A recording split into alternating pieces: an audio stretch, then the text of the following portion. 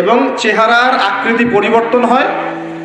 আর হ্যাঁ, গরম বাতাসের আযাব আসে। এই গরম বাতাসের আযাবটা এখন আসে নাই, কিন্তু আমি শেষ জামানার হাদিসগুলো টুকটাক গবেষণা করে মনে হচ্ছে অচিরেই গরম বাতাসের একটা আযাব আসবে বিশ্বের দিকে। সম্মানিত উপস্থিতি, কেমন আছেন আপনারা? আলহামদুলিল্লাহ। দরুদ পড়তে কি টাকা লাগে ভাই? কষ্ট হয়? তো সবাই দরুদ পড়লাম না কেন? পড়ছেন? একটা হাদিস শোনাই, আগে শোনেন। নবী সাল্লাল্লাহু আলাইহি ওয়াসাল্লাম বলেছেন, সবচেয়ে কৃপণ সে ব্যক্তি, কৃপণ বুঝেন তো? কঞ্জুস। কৃপণ সে ব্যক্তি যার সামনে আমার নাম উচ্চারিত হয়, অর্থাৎ মুহাম্মদ এই নামটা উচ্চারিত হয়, কিন্তু সে সাল্লাল্লাহু আলাইহি ওয়াসাল্লাম পড়ে। এই ব্যক্তি সবচেয়ে কৃপণ। আমরা কি কৃপণ? আর যে ব্যক্তি একবার নবীর উপর দরুদ পড়বে, আল্লাহ নবী বলছেন আল্লাহ পাক তার 10টা গুনাহ মাফ করে দিবে ইনশাআল্লাহ। তার আমল নামায় 10টা নেকি লেখা হবে ইনশাআল্লাহ। আল্লাহ পাক তাকে 10 বার রহম করবে ইনশাআল্লাহ, এবং তার মর্যাদার স্তর আল্লাহ পাক 10 গুণ বৃদ্ধি করে দিবে ইনশাআল্লাহ। আমি আপনাদেরকে পরামর্শ দেই, যদি কেউ টেনশন ফ্রি লাইফ লিড করতে চান, এখন আমাদের এই পরিবার, সমাজ, অর্থনীতি, ব্যক্তি জীবন, রাষ্ট্রীয় জীবন একটা টেনশন না, একটা চাপ, মানসিক চাপ, টেনশন, উদ্বিগ্নতা সব জায়গায় না। টেনশন ফ্রি লাইফ লিড করতে চাইলে বেশি বেশি দরুদ পড়তে হয়। কি করতে হয়? দরুদ পড়তে হয়। বলতে হয় আল্লাহুম্মা সাল্লি আলা মুহাম্মদ ওয়া আলা আলি মুহাম্মদ কামা সাল্লাইতা আলা ইব্রাহিম ওয়া আলা আলি ইব্রাহিম ইন্নাকা হামিদুম মাজিদ। এরপরে পরের অংশটুকু যেটা আপনারা নামাজে পড়েন, এই নামাজে যেটা পড়েন এটা হলো দরুদ ইব্রাহিম। কি নাম? দরুদ ইব্রাহিম। এখন কেন দরুদ ইব্রাহিম সেটা আমি একটু পরে ব্যাখ্যা করছি। এই দরুদটা সবচেয়ে সেরা দরুদ। এই দরুদ একবার পড়লেই 10টা নেকি হবে, 10টা গুনাহ মাফ হবে, 10 বার আল্লাহ রহম করবেন, মর্যাদার স্তর 10 গুণ বেড়ে যাবে ইনশাআল্লাহ। এবং সকালে এবং সন্ধ্যায় যে 10 বার করে দরুদ পড়বে, সকালে এবং সন্ধ্যায় কয়বার পড়ে ভাই?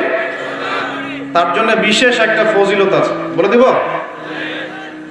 সেটা হলো আমাদের নবী মুহাম্মদ সাল্লাল্লাহু আলাইহি ওয়াসাল্লাম ওই ব্যক্তির জন্য কালকে আমাদের মাঠে সুপারিশ করবেন ইনশাআল্লাহ। তো নবীর সুপারিশ যে পাবে সে জান্নাতে যাবে না জাহান্নামে যাবে? জান্নাতে যাওয়ার একটা সহজ রাস্তা বলে দিলাম। নবীর সুন্নত অনুযায়ী জীবন যাপন করবেন, এটা তো অবশ্যই করবেন, এবং সকাল সন্ধ্যায় 10 বার করে দরুদ পাঠ করবেন। পারা যাবে ইনশাআল্লাহ? আমি লেকচার দিলে কিছু ওয়াদা নেই, আসবো, আলোচনা করব, চলে যাব, এটা হলো কিছু ওয়াদা করবেন, নিয়াত করবেন, 1 বছরের জ্ঞানের খোরাক নেবেন, 1 বছর আমল করবেন, ইনশাআল্লাহ পরের বছর আবার দেখা হবে। আজকে প্রথম আমল কি দিলাম? সকাল সন্ধ্যায় কমপক্ষে 10 বার করে দরুদ শরীফ পড়তে হবে। রাজি আছেন ইনশাআল্লাহ? কি ফজিলত তাও তো জানলেন। ফজিলত জেনে আমল করার ব্যাপারে একটা আয়াতই আছে কোরআনে, যারা মুমিন তারা বলে যে সামি'না ওয়া আতা'না। আমরা শুনলাম, জানলাম, মানলাম, শুনলাম, মানলাম। আমার তো এমনও মনে আছে, এগুলো স্মৃতি থেকে বলছি আর কি, আমার এখনো মনে আছে যে আমি আমার স্ত্রীকে নিয়ে রাস্তায় রাস্তায় বাড়ি ভাড়া খুঁজতাম এক সময়। মানুষ আমাদেরকে বাড়ি ভাড়া দিত না। বিশ্বাস করছে না? কেন দিত না? কারণ আমার গায়ে সুন্নতি লেবাস ছিল আর আমার স্ত্রীর গায়ে খাস পর্দা ছিল। বাড়ি ভাড়া দেওয়ার আগে খুব গড় করে প্রশ্ন করতো, কোথা থেকে আসছেন, কি দরকার, কোথায় চাকরি করেন, কি করবেন, মানে আতঙ্ক একটা, না জানি কোন গ্রহের মানুষ আমরা, ও বাড়িতে না জানি কি করব। এই যে একটা ভাইব ছড়িয়ে দেওয়া হয়েছে সমাজের মধ্যে, দাড়ি, টুপি, পাগড়ি, জুব্বা, বোরখা, এগুলোর দিকে মানুষ একটা সন্দেহের চোখে তাকাচ্ছে, এই যে একটা ফ্লো, একটা ভাইব সৃষ্টি করা হয়েছে, আপনাদের কি মনে হয় না এটা ইসলামের বিরুদ্ধে চক্রান্ত হচ্ছে? দাড়ি, টুপি, পাগড়ি, জুব্বা, বোরখাওয়ালা মানুষটাই সারা দুনিয়ার সব অপকর্ম করে বেড়ায়। সারা পৃথিবীতে যে মানুষ এখন সুদ খায়, মোটামুটি সবাই সুদ খায়, কম বেশি আর কি। কেউ বেঁচে থাকার চেষ্টা করে, কেউ করে না। কোনো সময় দেখা যায় বেঁচে থাকার চেষ্টা করার পরেও সে বাধ্য হয়ে সেখানে সুদ খেতে হচ্ছে। এমন হচ্ছে কি না? এই সুদভিত্তিক অর্থনৈতিক সিস্টেম কি মুসলমানরা চালু করে দিছে? সারা বিশ্বের মানুষকে হারাম কি মুসলমানরা খাওয়াচ্ছে? সবার ফোনে ফোনে ইন্টারনেট সেকশনে ঢুকলেই দেখবেন পর্নোগ্রাফি, নগ্নতা, দেখেন না? এমন কারো চোখ নাই যেটা এটা দেখে নাই, কারণ এটা সম্ভব না এখন এই যুগে।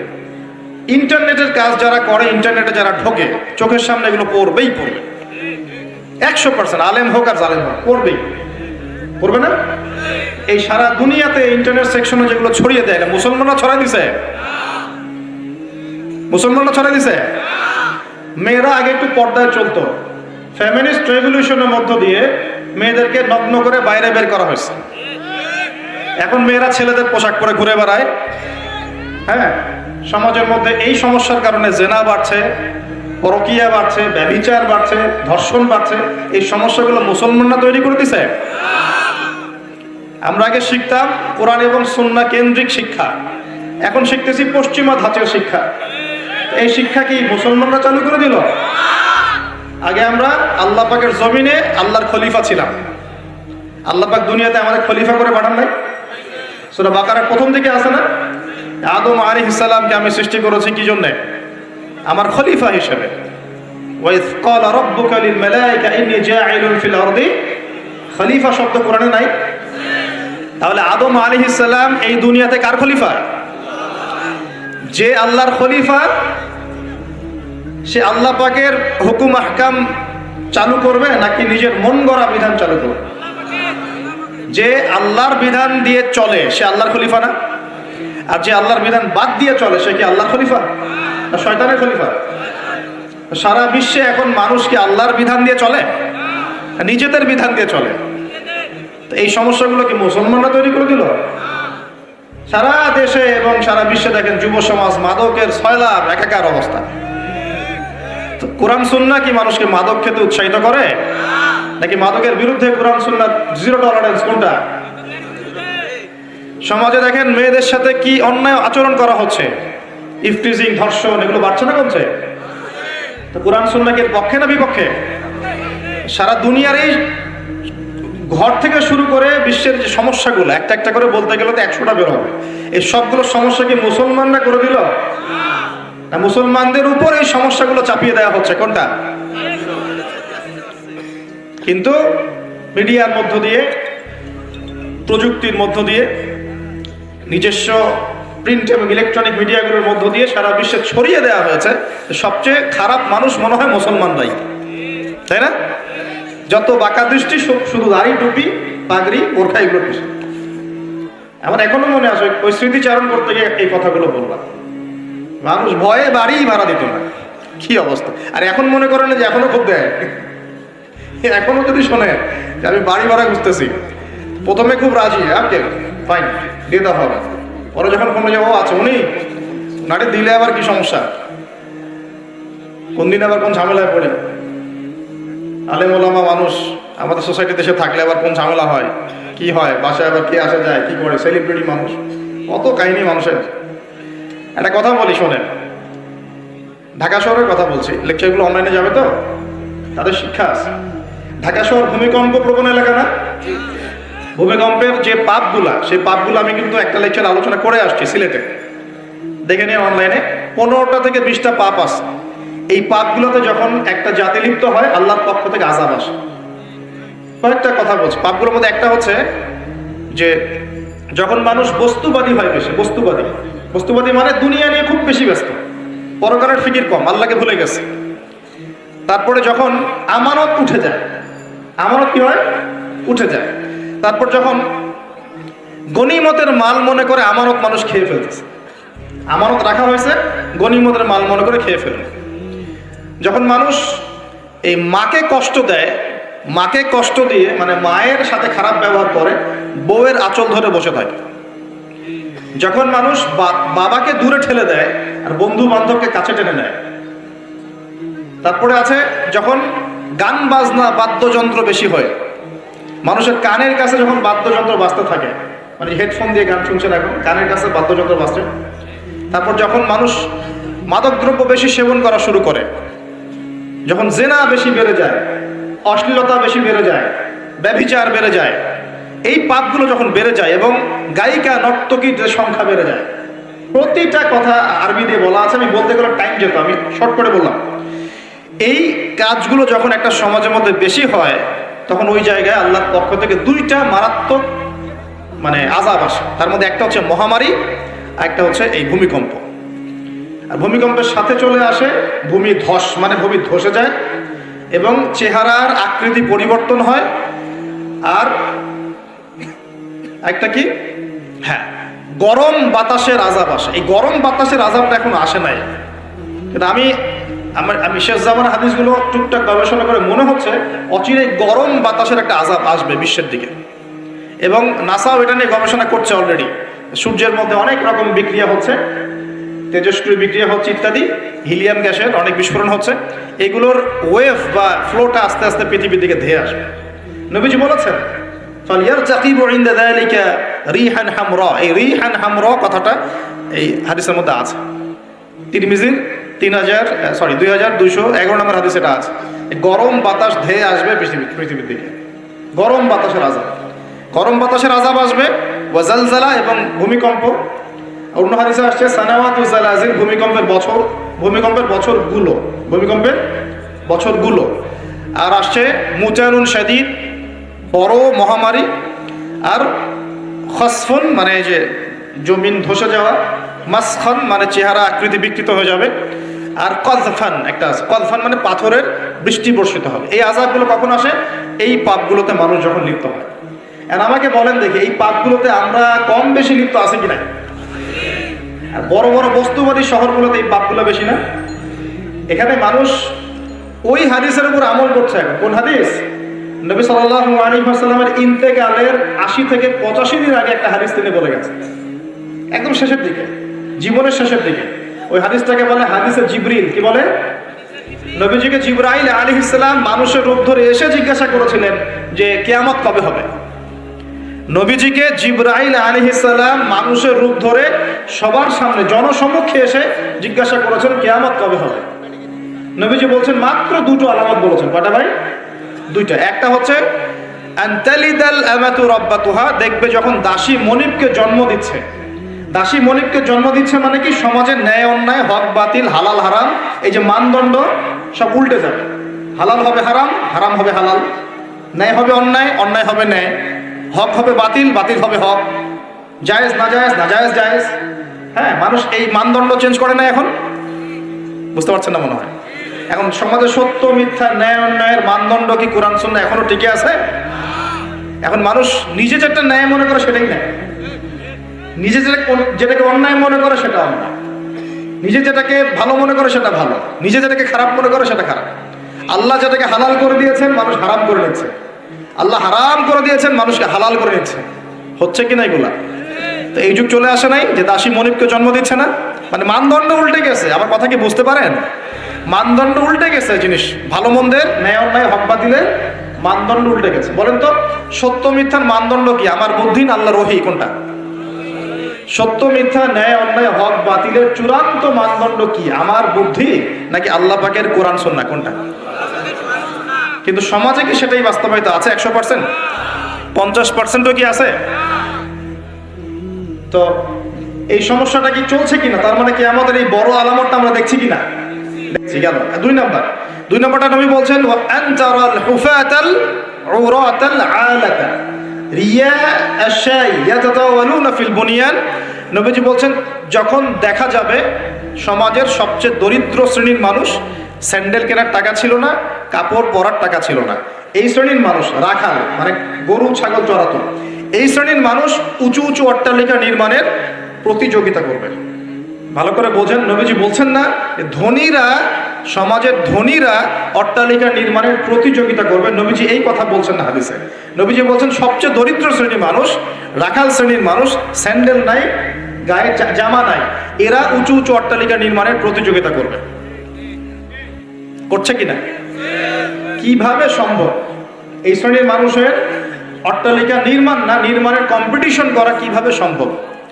1, সুদের মধ্য দিয়ে, 2, করাপশন দুর্নীতির মধ্য দিয়ে, তিন, অন্যের সম্পদ আত্মসাৎ করার মধ্য দিয়ে।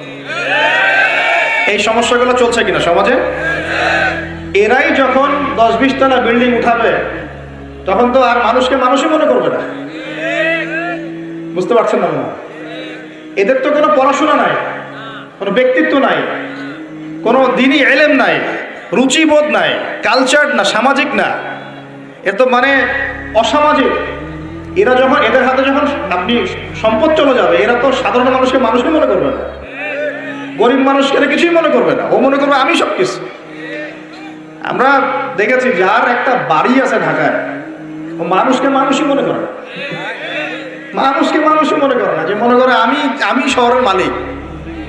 হ্যাঁ, কি একটা অবস্থা মানুষের মধ্যে, যে কি অহংকার, কি আত্ম অহংকার, এই দালান করার যে অহংকার, এই সমস্যাগুলো হলে আল্লাহ ভূমিকম্পতে ধসায় দিবেন না? দেখেন নাই কয়দিন আগে কি হলো? গতকালকে যে কোটিপতি ছিল তার পরের দিন রুটি নিয়ে দাঁড়ায় আছে, গতকালকে আইসক্রিম বিক্রি করেছে নাচানাচি করে, তারপরের দিন বসে আছে, কিচ্ছু নাই। আল্লাহ পাক এই পাপগুলো দেখে সবর করেছেন, ধৈর্য ধরেছেন, ধৈর্য ধরে এক সময় যখন আল্লাহ পাকের আযাব চলে আসছে, একবারে সব সময় উৎপাদিত হয়ে গেছে। আমরা তো কারো দুঃখে খুশি না, বরং এগুলো সারা দুনিয়ার মুসলমানদের জন্য শিক্ষা। সারা দুনিয়ার মুসলমান যে যেখানে আছি, আমাদের সবার জন্য এটা শিক্ষা। এই পাপগুলোতে আমরা লিপ্ত হই, আল্লাহ পাক ছাড় দিলেও ছাড়বেন না। আল্লাহ পাক ছাড় দিবেন কিন্তু ছাড়বেন না। মানুষের মধ্যে এখন সম্পদের যে অহমিকা, গরিব মানুষকে মানুষই মনে করে না, খেটে খাওয়া মানুষকে মানুষই মনে করে না। রিক্সাওয়ালা, যারা নিম্নবিত্ত, নিম্ন মধ্যবিত্ত, চা বিক্রি করে, পানের দোকান করে, হালাল খায়, কৃষক, এই মানুষগুলোকে এখন বড় লোকরা মানুষই মনে করে না। যাকাত তো দেয়ই না, যাকাত তো তার উপরে ছিল ফরজ, ওই যাকাত তো দেয়ই না যে এই খাবার তার কাছে পৌঁছাবে। উল্টা কিভাবে তাদের সম্পদ লুটে পুটে খাওয়া দেয় সেই বুদ্ধি। এবার দিলেও যে কত শর্ত, বাপরে বাপ। তো কিছুটা মনের কষ্ট থেকে বললাম কথাগুলো আর কি, যে আসলে আপনি যখন কোরআন এবং সুন্নাহর জ্ঞানী হবেন না, তখন অন্যকে সম্মান দিতে পারবেন না। আমরা বড় বড় স্লোগান দিই যে অমুক অমুকের সেবক, অমুক অমুকের সেবক। আসলে সেবা সত্যিকার অর্থে করছি? আল্লাহ পাক তার রাসূলের মাধ্যমে জানিয়েছেন, এই হাদিসটা একটু শোনেন তারপর সামনে যাই। আল্লাহ পাক তার রাসূলের মাধ্যমে আমাদেরকে জানিয়েছেন, শোনো, আলা কুল্লুকুম রাইন, তোমাদের প্রত্যেকে হচ্ছে দায়িত্বশীল। তোমাদের প্রত্যেকেই দায়িত্বশীল। কেউ পরিবারের দায়িত্বশীল, কেউ ব্যবসা প্রতিষ্ঠানের দায়িত্বশীল, কেউ তোমার চাকরির প্রতিষ্ঠানের দায়িত্বশীল, কেউ সামাজিক দায়িত্বে আছো, কেউ প্রশাসনে, কেউ পররাষ্ট্র ইত্যাদি। তোমাদের প্রত্যেকেই দায়িত্বশীল। কুল্লুকুম রাইন ওয়া কুল্লুকুম মাসউলুন আন রাইয়াতি, এবং তোমাদের প্রত্যেককে যার যার দায়িত্ব সম্পর্কে আল্লাহ কিয়ামতের মাঠে জিজ্ঞাসা করবে। আমরা কি উত্তর দেওয়ার জন্য প্রস্তুত আছি ভাই? সবার আগে আমি দেখি, আমি আমার উপর দায়িত্বশীল না? মনে করেন আমি বা আমাদের মতো যারা আছেন, যারা দায়ী ইলাল্লাহ, আলেম ওলামা, যারা উম্মার জন্য ভালো চিন্তা করেন, জনগণকে পথ দেখানোর চেষ্টা করেন, তাদের উপর সবচেয়ে বড় আমানত হচ্ছে কোরআন এবং হাদিস। তাদের উপর সবচেয়ে বড় আমানতটা কি? কোরআন এবং সুন্নাহ। এই জ্ঞানটাকে সত্যটাকে স্পষ্ট করে দেওয়া, এইটার আলোকে সত্য মিথ্যাকে স্পষ্ট করে দেয়া। কতজন মানুষ এই কাজটা করতেছে? কেউ হিকমার দোহাই পেলে সত্য মিথ্যা স্পষ্ট করে না, কেউ চাকরি চলে যাবে এই ভয়ে সত্য কথা বলে না, কেউ আমার এই হবে সেই হবে কত কিছু চিন্তা করে সত্যের সাথে মিথ্যা তালগোল পাকায় সময় পার করতেছে। ওয়াজ মাহফিল বাংলাদেশের দিন প্রচারের একটা অন্যতম প্ল্যাটফর্ম। এই সারা দেশে মনে হয় প্রতিদিন 100-200 মাহফিল হয় কি না? কিন্তু আপনি দেখবেন প্রচুর মাহফিল, অহেতুক গাল গল্প, কেচ্ছা কাহিনী, টাইম নষ্ট করে। হয়তো একজন আয়োজন করেছে, ওদের টার্গেট আমি টাকা কালেকশন করব, আর বক্তাও এখানে সুযোগ নেবে, কালেকশনে এত % না, ঠিক আছে? তারপরে জনগণও আসবে, কেউ আসছে ভিডিও করতে, কেউ সেলফি উঠাইতে, কেউ এটা কেউ সেইটা, ওদিকে চানাচুর খাচ্ছে, ওদিকে মেলা লাগছে, এরকম দেখেন। এক একজন এক এক উদ্দেশ্য। আসলে উদ্দেশ্য কি আমার এখানে? উদ্দেশ্য হবে আমি আল্লাহর দ্বীনের সত্য কথাগুলো কোরআন সুন্নাহর মানদণ্ডে যাচাই বাছাই করে যুগোপযোগীভাবে জনগণের বুঝ অনুযায়ী তাদেরকে বুঝিয়ে দিয়ে আসবো। 2, জনগণ কি করবে? অডিয়েন্স, তারা এখানে আসবে একটা নিয়াতে, আমরা কোরআন সুন্নাহ শুনবো, কোরআন সুন্নাহর কথাগুলোকে মেলাবো, যাচাই করব, যদি কোরআন সুন্নাহর সাথে মিলে যায় আমি গ্রহণ করবো। যদি বক্তার কথা কোরআন সুন্নাহর সাথে না মেলে আমি নিব না। আমি কেন, যত বড়ই বুজুর্গ বক্তা আসুক না কেন, আলেম আসুক না কেন, কোরআন সুন্নাহর সাথে যদি তাদের কথাগুলো মিলে না যায় সেই কথা কখনোই আপনি গ্রহণ করবেন না। করবেন? কখনো কখনো কেউ অজ্ঞতাবশত এমন কথা বলতে পারে যেটা কোরআন সুন্নাহয় নাই। এটা যদি অজ্ঞতাবশত হয় তাহলে সে জ্ঞান অর্জন করলে আপনাকে শুধরে দিবে ইনশাআল্লাহ। আর যদি কেউ ইচ্ছা করে এগুলো করে তাহলে আপনার উপর দায়িত্ব হচ্ছে কোরআন সুন্নাহর মানদণ্ডে যাচাই করে তার কথা গ্রহণ করা। এই কাজটাই বা কয়জন করে? শ্রোতাদের মধ্যে অনেকে আসছি বক্তাকে একবার দেখবো চলে যাবো। কেউ আসছে সেলফি উঠা, কেউ মোবাইলে ছবি তুলবে, কেউ ভিডিও করবে। প্রতিটা কাজের উদ্দেশ্য কি? আমাদের দিনই কাজের উদ্দেশ্য হবে এই কাজগুলোর ওসিলায় পরকালে আল্লাহর নাজাত যেন পাই ইনশাআল্লাহ, এবং দুনিয়াতে আল্লাহর দিন যেন এগিয়ে যায়, উপকৃত হয়। আর রিজিক, টাকা পয়সা, উন্নয়ন সবকিছু আল্লাহ পাকে দিবে ইনশাআল্লাহ। আল্লাহ দিবেন না? ইসলামপন্থীদের হাতেই সবচেয়ে বেশি রিজিক থাকবে ইনশাআল্লাহ। ইসলামপন্থীদের হাতেই সবচেয়ে বেশি সচ্ছলতা থাকবে ইনশাআল্লাহ। আর আগামীতে যে দিন আসতে যাচ্ছে, যে অর্থনৈতিক সংকটময় বিশ্ব আসতে যাচ্ছে, এই সময় যে কোরআন সুন্নাহর আলোকে ইকোনমিক্স ঢেলে সাজাবে সেই পার পাবে, অন্য কেউ পার পাবে না। বিশ্বাস করছেন না? দেখে নিয়ে যাকাত যদি এখনো চালু না হয় তাহলে গরিব মানুষের পেটে এবার লাথি মারা হবে সামনে। দেখে নিয়ে যাকাত চালু করতে হবে। খালি কোটি কোটি টাকা প্রতি মাসে মাসে কামাই করবো, যাকাত দিব না, এটা বাদ দিয়ে দেন। যাকাত যে দিবে না সেও বিপদে পড়বে, যাকাত যাকে দেয়া হবে না তারও অর্থনৈতিক মন্দা শুরু হয়ে যাবে। যাকাত আল্লাহ পাক দিয়েছেন কোরআনের। কোরআনের অর্থনীতি মানে যাকাত, কোরআনের অর্থনীতি মানে ব্যবসা, কোরআনের অর্থনীতি মানে সাদাকা, কোরআনের অর্থনীতি মানে কৃষিভিত্তিক অর্থনীতি। এই পুরো বিষয়গুলোর মধ্যে সারা বিশ্বের অর্থনীতি পড়ে যায়। কিন্তু এখন আমরা এগুলো সব না হলেও অনেকগুলো অংশ সরিয়ে দিয়ে সুদ চালু করে এটা দিয়ে খাচ্ছি আর কি। সুদের পরিণাম ধ্বংস হবেই হবে, আজ হোক আর কাল হোক সুদ ধ্বংস হবেই হবে।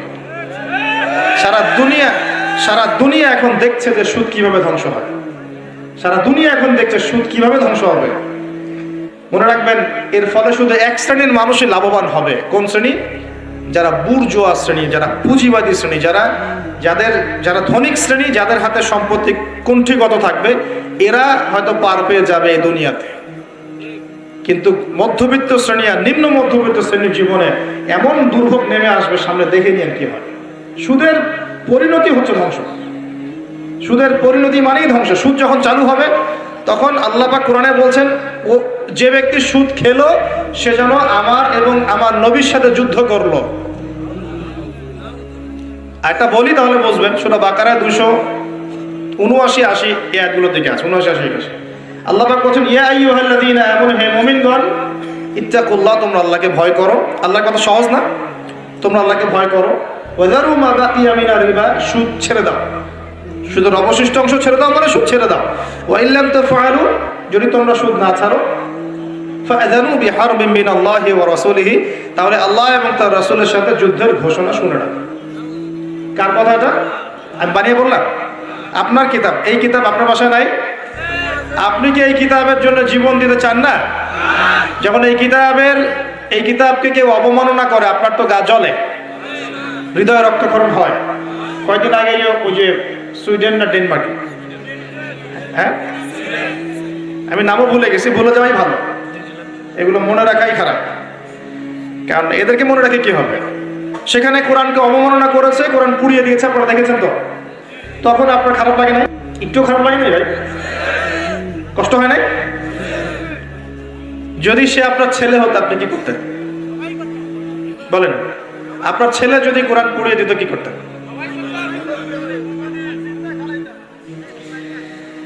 এখন আমাকে বলেন ওই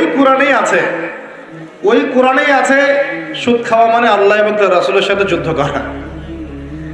আমি আর আপনি যে মানছি না, এখন আমাদের কি হবে বলেন? সে তো অমুসলিম, কোরআনে কি আছে জানি না বেচারা।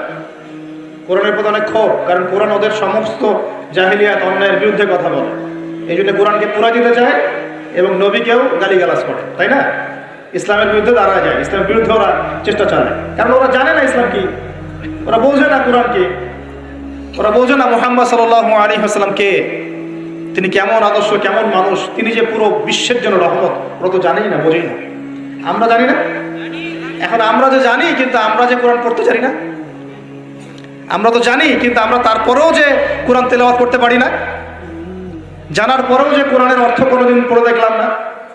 আর গত বছর তো অর্থ পড়তে বলেছিলাম যে অর্থগুলো একটু পড়ে দেখেন, বাপরে বাপ, যে ধোয়াটা ধুইল আমাকে, আমি একদম পরিষ্কার হয়ে গেছি, এমন ধোয়া ধুয়ে দিচ্ছে। কোরআনের অর্থ পড়ার দরকার নাই। আমি কি বলেছিলাম যে কোরআন তেলাওয়াত করলে কোনো নেকি হবে না? কোরআন তেলাওয়াত করলে কোনো নেকি হবে না, এই কথা বলেছিলাম না? বলেছিলাম যে কোরআন তেলাওয়াত শুধু তেলাওয়াত করে গেলে আপনি ভিতরের হকটা আদায় করতে পারবেন না। কোনটা বলেছে? কোরআনে আপনি সূরা ফাতিহা পড়লেন, কিন্তু সূরা ফাতিহার অর্থ আপনি বুঝলেন না। আপনি কি সূরা ফাতিহার মধ্যে আল্লাহ যা বলেছেন তা কি বুঝতে পারলেন? এই যে আয়াত একটা তেলাওয়াত করলাম, আপনি পড়তে পারলেন, ইয়া আইয়ুহাল্লাযীনা আমানু তাকুল্লাহা ওয়া যারু মা বাকিয়া মিনার রিবা ইন কুনতুম মুমিনিন ওয়া ইন লাম তাফআলু ফাআযানু বিহারবিন মিনাল্লাহি ওয়া রাসূলিহি। আপনি কি কিছু বুঝলেন? তেলাওয়াত তো করলেন, প্রত্যেক হরফে 10 নেকি হলো, আপনার আমলনামায় প্রত্যেক হরফে 10 নেকি হলো, ঠিক আছে, বুঝলাম, মানলাম। কিন্তু এই আয়াত যে আপনি বুঝতে পারলেন না। কিন্তু এখন আমি যদি বলে দেই আয়াতের অর্থটা এমন, হে মুমিনগণ, আল্লাহকে ভয় করো, সুদ ছেড়ে দাও, যদি না ছাড়ো আল্লাহ এবং তার রাসূলের সাথে যুদ্ধের ঘোষণা শুনে রাখো। এবার কি কিছু বুঝতে পারলেন? বুঝতে পারলেন না? তাহলে অর্থের দরকার নাই ভাই। আর কত সহজ করে বলবো বলেন তো ভাই, আর কত সহজ করে বুঝো। তা আমি যে এখন মুসলিম পরিবারে জন্ম নিয়েও যে আমি কোরআন তেলাওয়াত করতে পারছি না, অর্থটা পড়ে দেখছি না, নবীর হাদিসগুলো পড়ছি না, কোরআন রেগুলার একটু তেলাওয়াত করি না, কোরআনের একটু দাওয়াত মানুষকে দেই না, কোরআনের কাজে সাহায্য করছি না, এগুলো কি আমার অপরাধ হচ্ছে না? কে বড় অপরাধী তাহলে, তারা না আমরা? বলেন এবার। এখন কি দ্বিতীয় ওয়াদাটা করতে পারি? প্রথম ওয়াদা করেছেন দরুদ পড়বেন সকালে সন্ধ্যায় 10 বার করে, মনে আছে তো নাকি ভুলে গেছেন? আমাদের মেমোরি তো এখন মাছের মতো, অ্যাকুরিয়ামের মাছ আছে না, ওই মাছের মেমোরি ওখানে ঘোরে কেন সারাদিন জানেন? কারণ ওর memory short time memory loss, মানে ওর মেমোরি এত নিচু স্কেলের, ও মনে করে যে এটা হচ্ছে অনেক বড় সমুদ্র, ও কোথায় গেল ভুলে গেল, এই যেখান থেকে এই পর্যন্ত গিয়েছে ও ভুলে গেছে কোথায় কোথায় আসছে, মেমোরি লস। আমাদের কেন জানি আমাদের জাতিটা এরকম হয়ে গেছে, আল্লাহ মাফ করো। একটা ইস্যু আসে, ওইটা নিয়ে একদম মাতামাতি লাফালাফি, চলে গেলে ওটা ভুলে যাবে, নতুন ইস্যু, এমনটা হয় না? আচ্ছা, তো আপনারা ওই রকম হবেন না অন্তত পক্ষে, আল্লাহ পাক তৌফিক দান করুন। তো প্রথমে ওয়াদা করেছেন কি 10 বার করে দরুদ, মনে আছে তো? আচ্ছা, এবার দ্বিতীয় ওয়াদা করেন যে কোরআন যারা তেলাওয়াত করতে জানেন না, আমি অর্থের কথা বলছি না এখন, জাস্ট তেলাওয়াতের কথা বলছি, যারা কোরআন তেলাওয়াত করতে জানেন না, এই যে রমজান মাস সামনে আসছে, এই পুরো রমজান সময় দিলাম বিশুদ্ধ করে কোরআন তেলাওয়াত শিখতে হবে। রাজি আছেন ইনশাআল্লাহ? রাজি আছেন ইনশাআল্লাহ? ওয়াদা করছেন তো? নিয়াত এত দুর্বল কেন? নিয়াত এত দুর্বল কেন? কোরআন তেলাওয়াত শিখতে কি কষ্ট হবে খুব? এটা তেলাওয়াত শেখাটা কি অযথা হবে? কাজে দিবে? কোরআন যে তেলাওয়াত করতে জানে না, কোরআন কি তার পক্ষে সাক্ষী দিবে না বিপক্ষে সাক্ষী দিবে? আর কোরআন যার বিপক্ষে সাক্ষী দিবে সে কি জান্নাতে যাবে? কি মনে হয়, জান্নাতে যাবে? আচ্ছা, তাহলে একটু ওয়াদা করতে পারি ইনশাআল্লাহ, আগামী রমজান শেষ হওয়ার আগেই কোরআন তেলাওয়াত শেষ হওয়া চাই ইনশাআল্লাহ। পারা যাবে ইনশাআল্লাহ? যদি ফজিলত বলি, প্রত্যেক হরফে 10 নেকি পাবেন ইনশাআল্লাহ, প্রত্যেক হরফে 10 নেকি। কোরআনে কতগুলো হরফ আছে জানেন? এটা আয়াত, আয়াত, হরফ, হরফ মানে অক্ষর, আর আয়াতও 6666টা নাই, 6666টা আয়াত কোরআনে নাই। বাসায় গিয়ে গুনে দেখে, কোরআনে আয়াত আছে 6236টা, 6236টা, বাসায় গিয়ে গুনে দেখেন। 2, কোরআনের শব্দ আছে 77,800টা, শব্দ বুঝি, ওয়ার্ডস 77,800টা, এটা হলো শব্দ সংখ্যা। আর অক্ষর প্রায় 5 থেকে 6 লক্ষ অক্ষর আছে, 5 থেকে 6 লক্ষ অক্ষর আছে। প্রত্যেক হরফে 10টা করে যদি নেকি হয়, একবার বিশুদ্ধ করে কোরআন খতম দিলে কত নেকি হবে বলেন? কত হবে? কয়েক কোটি তো হবে নাকি ইনশাআল্লাহ? হবে তো নাকি? আল্লাহ পাক আমাদের সবাইকে বিশুদ্ধ করে কোরআন তেলাওয়াত করার তৌফিক ইনায়াত করুন, বলি আমিন। এখন যারা আমরা কোরআন তেলাওয়াত করতে জানি, হাফেজ আছি বা কোরআন পড়তে পারি মাশাআল্লাহ, তারা কি একটু ওয়াদা করতে পারি যে এই রমজান মাসে আলিফ লাম মিম থেকে শুরু করে মিনাল জিন্নাতি ওয়ান নাস পর্যন্ত 114টা সূরার অর্থ পড়ে দেখবো ইনশাআল্লাহ? কারা কারা কোরআন তেলাওয়াত করতে জানেন হাত তোলেন দেখি একটু। মাশাআল্লাহ, শুকরিয়া, জাযাকুমুল্লাহ। অনেকেই জানেন মাশাআল্লাহ, হাত নামান। যারা জানি, আমরা এবার ওয়াদা করলাম, নিয়াত করলাম ইনশাআল্লাহ তাআলা এই রমজান মাস শেষ হওয়ার আগেই, আমরা এখন থেকে শুরু করব, রমজান শেষ হওয়ার আগেই আল কোরআনের 114 সূরা মানে 30টা পারা, প্রতিদিন এক পারা করে, প্রতিদিন এক পারা করে 30টা রোজায় 30 পারার অর্থ পড়ে শেষ করব ইনশাআল্লাহ তাআলা। রাজি আছেন ইনশাআল্লাহ? দেখেন, কোরআনের অর্থ না পড়লে আপনি আল্লাহ আপনাকে যা বলতে চেয়েছেন সেটা আপনি বুঝতে পারবেন না। বুঝতে পারবেন? একটা উদাহরণ দিই ছোট্ট করে, খেয়াল করেন।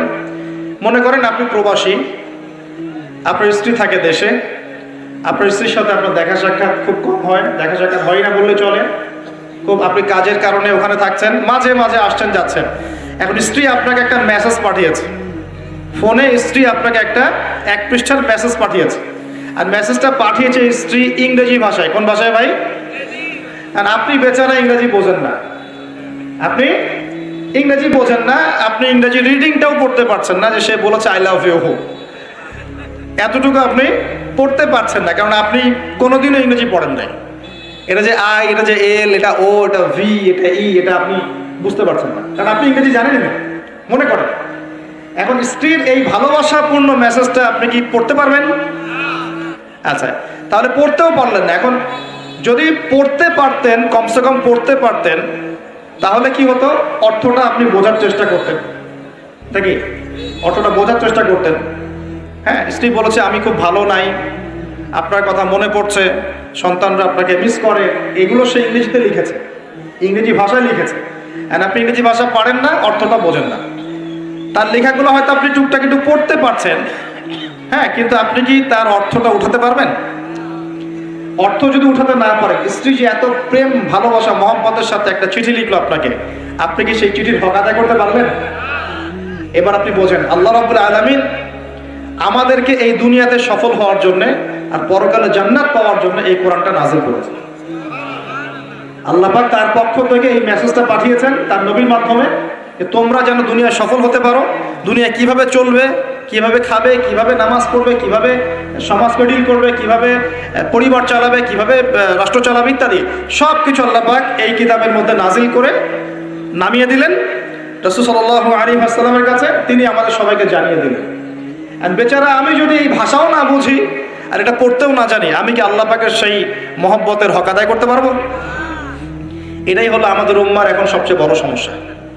আমরা আল্লাহ পাকের কিতাবের হক আদায় করতে পারি না। কেমন করে পারবো? কিতাব তো পড়তেই পারি না। আর অনেকে মনে করে এই কিতাব আমার পড়ার দরকার নাই, আলেম ওলামারা পড়লেই হবে, তাই না? এমন মানসিকতা আছে না? আরে ভাই আমি এত বুঝি না, আমি সাধারণ মুসলমান, হ্যাঁ, আমার এত সময় নাই, পরিবার আছে, ব্যবসা আছে, আমি খালি হাইয়া আলাস সালাহ বললে মসজিদে যাবো, ব্যাস বাসায় চলে আসবো। এরকম মুসলমান দিয়ে আল্লাহর জমিনে আল্লাহর দিন প্রতিষ্ঠা হবে না। এরকম মুসলমান দিয়ে আল্লাহর জমিনে আল্লাহর দিন প্রতিষ্ঠা হয় না। আল্লাহ পাকের জমিনে আল্লাহর দিন প্রতিষ্ঠা হয় কাদের দ্বারা? যারা জ্ঞান অর্জন করে, জ্ঞান অনুযায়ী আমল করে, শরীয়তের গভীর জ্ঞান অর্জন করে, ওই জ্ঞানটাকে মানুষের মধ্যে ছড়ায় দেয়, দিনের দাওয়াতে কাজ করে, হালাল খায়, পরিবারের মধ্যে দিন প্রতিষ্ঠা করে, নামাজ কায়েম করে ইত্যাদি, মানুষকে ঐক্যবদ্ধ করার চেষ্টা করে, ইসলামকে একটু একটু করে এগিয়ে নেয়। যাদের এসব নিয়ে কোনো ফিকিরই নাই, তাদের দ্বারা কি দিন প্রতিষ্ঠা লাভ করবে? তো প্রিয় ভাইয়েরা, আমার রিকোয়েস্ট, যারা কোরআন তেলাওয়াত করতে জানি মাশাআল্লাহ বা হাফেজ আছি এখানে উপস্থিত, রমজান মাস শেষ হওয়ার আগেই 114 সূরার অর্থ পড়ে শেষ করে দেবো ইনশাআল্লাহ। রাজি আছেন ইনশাআল্লাহ? আল্লাহ পাক আমাকে সবার আগে আমাকে তৌফিক দান করুন, এরপর আপনাদের সবাইকে তৌফিক দান করুন। কয়টা ওয়াদা করলেন আজকে? মনে আছে তো? আচ্ছা, 10টা ওয়াদা নিব আপনাদের কাছে ইনশাআল্লাহ। 4 নাম্বার হচ্ছে, আমার সাথে ওয়াদা করেন, এই যে মেরাজের রাত চলে গেল, যদিও ভাই তারিখটা নিয়ে অনেক মানে পক্ষে বিপক্ষে কথা আছে, পক্ষে বিপক্ষে কথা আছে, একদম স্পেসিফিকলি এটা বলা খুব ডিফিকাল্ট যে এই রাতেই হয়েছিল। 27 রজব করেন না, 27 রজব করেন না, এই রাতেই হয়েছিল স্পেসিফিকলি একদম 100% নিশ্চিত করে বলাটা ডিফিকাল্ট। কারণ কোরআনে বা সুন্নায় কোথাও এই তারিখটা মেনশন করা না। বড় বড় আলেমদেরকে জিজ্ঞাসা করি, কোরআনে এবং সুন্নায় কোনো জায়গায় তারিখটা মেনশন করা নাই। যেমন আমরা বলি লাইলাতুল কদর রমজান মাসের শেষ দশকে, বলি না লাইলাতুল কদর কখন? রমজানের শেষ দশকের বিজোড় রাতে, তাই না? রমজানের শেষ দশকের 21, 23, 25, 27, 29 যে কোনো একটা রাত হবে লাইলাতুল কদর, এটা আমরা জানি। কিন্তু এইভাবে করে শবে মেরাজ কিন্তু বলা নাই, এটা ঐতিহাসিক ঘটনা। যাই হোক, এই শবে মেরাজে রাসূল সাল্লাল্লাহু আলাইহি ওয়াসাল্লামকে আল্লাহ পাক তার আরশের কাছাকাছি নিয়ে আল্লাহ পাক যে কথাবার্তা বলেছেন, আল্লাহ পাকের সাথে তিনি যে কথা বলেছেন, আল্লাহর নূর দেখেছেন, আল্লাহ দিদার লাভ করেছেন, এই সময় আল্লাহ রাব্বুল আলামিন তাকে 3টা হাদিয়া তৌফা দিয়েছেন। কয়টা ভাই? গৌরের সাথে শোনেন, মনোযোগ দিয়ে শোনেন। 3টা হাদিয়া দিয়েছেন। এক, আল্লাহ পাক আমাদের নবীকে দিয়েছেন 50 ওয়াক্ত নামাজ। কত ওয়াক্ত? এই 50 ওয়াক্ত নিয়ে তিনি আসছিলেন। আস্তে আস্তে পঞ্চম আসমানে দেখা হয়েছে নবী মুসা আলাইহিস সালামের সাথে। কোন নবী? মুসা আলাইহিস সালাম নাম তো জানেন। কোরআনে সবচেয়ে বেশি কোন নবীর নাম এসেছে এটা জানেন তো? হয়তো অনেকে জানতেন না। কোরআনে কিন্তু সবচেয়ে বেশি আমাদের নবীর নাম আসে না। কোরআনে সবচেয়ে বেশি এসেছে নবী মুসা আলাইহিস সালামের নাম, প্রায় 137 জায়গায়। কত জায়গায়? আরো কম বেশি হতে পারে, এটা আমাদের ছোট্ট গবেষণা, আল্লাহু আ'লাম বিসওয়াব। তো কারণ কোরআন খুললেই দেখবেন মুসা আর ফেরাউন, মুসা আর ফেরাউন আছে না? এখানে একটা প্রশ্ন করে রাখি, পরে উত্তর দিবেন। কেন কোরআনে মুসা আলাইহিস সালাম আর ফেরাউনের ঘটনা এত বেশি বর্ণিত হয়েছে? এটা ভাবতে থাকেন, পরে উত্তর দিবেন। কেন কোরআনে নবী মুসা আলাইহিস সালাম এবং ফেরাউনের নাম এত বেশি, এতবার কেন এই ঘটনা বলা হয়েছে? কোরআনে কি আল্লাহ শব্দের কোনো অপচয় করতে চান? তাহলে এতবার করে একটা কথা কেন বলছেন? আর কোরআনে কি আল্লাহ পাক অহেতুক কিছু নাযিল করেন না? নিশ্চয়ই পিছনে কোনো কারণ আছে বলেই করেন। কোনো কারণ ছাড়া কি আল্লাহ পাক কোনো কাজ করেন? আচ্ছা, তার মানে এর পিছনে কোনো কারণ আছে। এই যে একটা সূরা আপনারা পড়েন, সূরা আর রহমান, সূরা আর রহমানের মধ্যে পড়েন না, আর রহমান আল্লামাল কোরআন খালাকাল ইনসান আল্লামাহুল বায়ান, পড়েন না? আচ্ছা, এই সূরার মধ্যে 31 বার এসেছে ফাবিআইয়ি আলাই রাব্বিকুমা। আমি যদি বলি যে 31 বার কেন এই আয়াতটা আসবে, এতবার কেন? একটা সূরার মধ্যে এতবার একটা কথা বলার কি দরকার? আল্লাহ পাক তো কোরআনে শব্দের অপচয় করতে চান না, তাহলে এতবার করে আল্লাহ পাক কেন বলছেন এই কথা? এই দুটো উত্তর আলোচনা শেষে আমি যুবকদের কাছ থেকে শুনবো ইনশাআল্লাহ। ভাবতে থাকেন, সূরা আর রহমানে কেন এতবার ফাবিআইয়ি আলাই রাব্বিকুমা তুকাযযিবান বলা হয়েছে, এবং মুসা এবং ফেরাউনের ঘটনা এতবার কেন এসেছে? আমাদের উম্মাহকে আল্লাহ কি শেখাতে যাচ্ছে? ভাবার বিষয় আছে কিনা ভাই? কোরআন নিয়ে মানুষ ভাববে কখন? যখন পড়বে, বুঝবে, তখন তো ভাববে নাকি? একটা বিষয় যখন পড়ে, বোঝে, গবেষণা করে, তখন না মাথায় গুলো খেলে। আর কোরআন তো সেই খুলেছিলাম বাবা মারা যাওয়ার সময়, বাবার মৃত্যুবার্ষিকীতে, বাবার 40 দিনের দিন। হ্যাঁ, ওই যে কবে আমার ছেলে অসুস্থ হয়েছিল, ওই দিন কোরআন খুলে ঝাড়ফুঁক করেছি। এগুলোই তো কোরআনের সাথে আমাদের সম্পর্ক। একটু চেক করে দেখেন, লাস্ট কত মিনিট আগে আপনি হোয়াটসঅ্যাপ চেক করেছেন, দেখবেন আধা ঘন্টা আগে। লাস্ট কত ঘন্টা আগে আপনি ইউটিউব চেক করেছেন, দেখবেন 1 ঘন্টা আগে চেক করেছেন। লাস্ট কত ঘন্টা আগে আপনি ফেসবুক স্ক্রল করেছেন, দেখবেন 10 মিনিট আগে, 15 মিনিট আগে, 20 মিনিট আগে। এমন আমলনামা স্ক্রল করে দেখেন লাস্ট কবে কোরআন খুলেছিলেন। বুঝতে পারেননি কথা? কবে শেষ কোরআন খুলে দেখেছেন? কে কবে শেষ কোরআন খুলে দেখেছেন? কোরআনের সাথে যদি এমন সম্পর্ক হয়, হে মুসলিম জাতি, আমাদের আল্লাহর গজব থেকে বাঁচার কোনো সম্ভাবনা নেই। আল্লাহ পাক আমাদেরকে কোরআনের সাথে সম্পর্ক করার তৌফিক দান করুন। যে কোরআনের সাথে সম্পর্ক করতে পেরেছে, সে সরাসরি আল্লাহর সাথে সম্পর্ক করতে পেরেছে। যার সাথে কোরআনের সম্পর্ক নাই, সে আল্লাহর মারেফত থেকে বহু দূরে অবস্থান করছে। আল্লাহর মারেফত এইভাবে পাওয়া যায় না, অনেক ত্যাগ তিতিক্ষার মধ্য দিয়ে পেতে হয়। আল্লাহ পাকের মারেফত পাওয়ার সবচাইতে শ্রেষ্ঠ মাধ্যম হচ্ছে কোরআনুল কারীম। এছাড়া এর চেয়ে শ্রেষ্ঠ কোনো মাধ্যম নাই। হ্যাঁ, সালাত আছে, সেটা একটা ইবাদত, কিন্তু এটা হচ্ছে বিধান। এই বিধান এবং এর তেলাওয়াত আল্লাহ পাকের কালাম, এর মধ্য দিয়ে আল্লাহ পাকের মারিফত লাভ করা যাবে ইনশাআল্লাহ। আল্লাহর সাথে আপনি সরাসরি কথা বলতে পারবেন। আপনি কি আল্লাহর সাথে কথা বলতে চান না? আল্লাহ পাক কি বলছেন, কেন বলছেন, আপনার সাথে আপনার প্রতি আল্লাহ পাক কি নসিহত করছেন, আপনি কি জানতে চান না, শুনতে চান না? মুসা আলাইহিস সালাম পঞ্চম আসমানে আমাদের নবীকে বলছেন 50 ওয়াক্ত নামাজ আপনার উম্মত পড়তে পারবে না, আপনি কমিয়ে নিয়ে আসেন। আমার উম্মতকে 2 ওয়াক্ত নামাজ দেয়া হয়েছিল, পড়তে পারে নাই। তার উম্মতের নাম কি?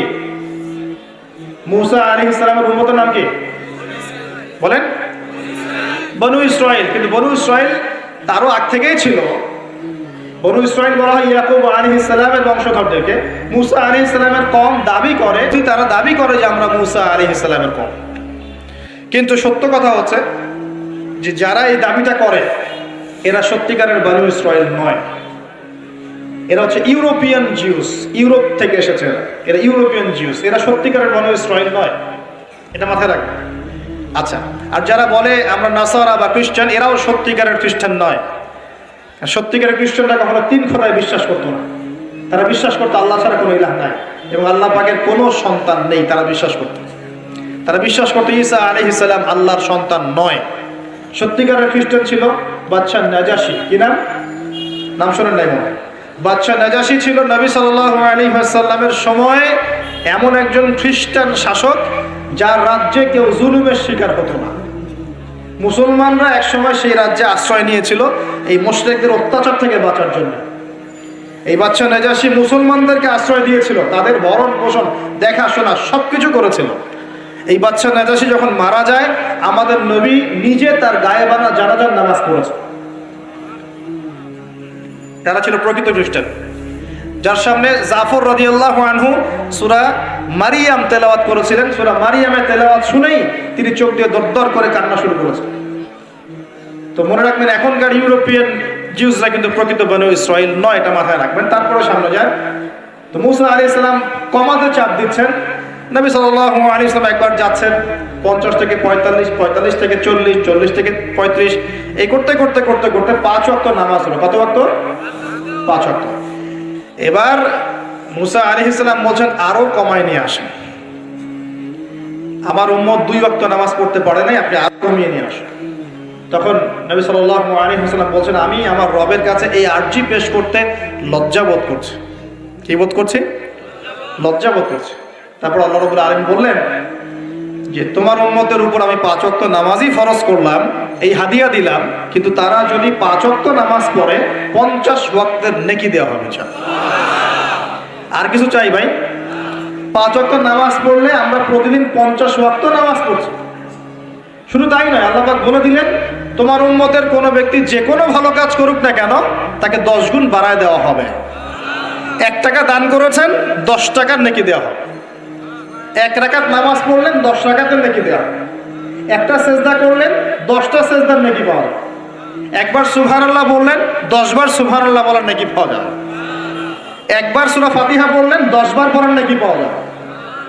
এতিমের মাথায় একবার হাত বুলিয়েছেন 10টা এতিমের মাথায় হাত বোলানোর নেকি হবে। একটা বিয়ে করলে তাহলে 10টা বিয়ের নেকি হবে নাকি ভাই? হ্যাঁ, আচ্ছা, হ্যাঁ হ্যাঁ, স্ত্রীর মুখে যদি খাবার তুলে দেন, স্ত্রীর মুখে যদি খাবার তুলে দেন, এই খাবার তুলে দেওয়ার বিনিময়েও আল্লাহ পাক নেকি দিবেন। এমনকি স্ত্রীর দিকে যে নেক নজর বলি না, স্ত্রীর দিকে যে তাকাচ্ছেন, এই তাকানোর বিনিময়ে আপনার নেকি হবে। দেখেন শয়তান কত স্মার্ট, যেদিকে তাকালে আমাদের নেকি হয় ওই দিকে দেখতে এখন ভালো লাগে না, যেদিকে তাকালে গুনাহ ওই দিকে দেখতে ভালো লাগে, তাই না? এই অবস্থা। এখন সমাজে একটা বড় ব্যাধির নাম হচ্ছে জেনা আর পরকিয়া। জেনা সবখানেই জেনা, রাস্তাঘাটে, স্কুলে, কলেজে, বিশ্ববিদ্যালয়ে তো আমরা পড়েছি মাশাআল্লাহ। আমরা তো 10 বছর আগের স্টুডেন্ট ছিলাম।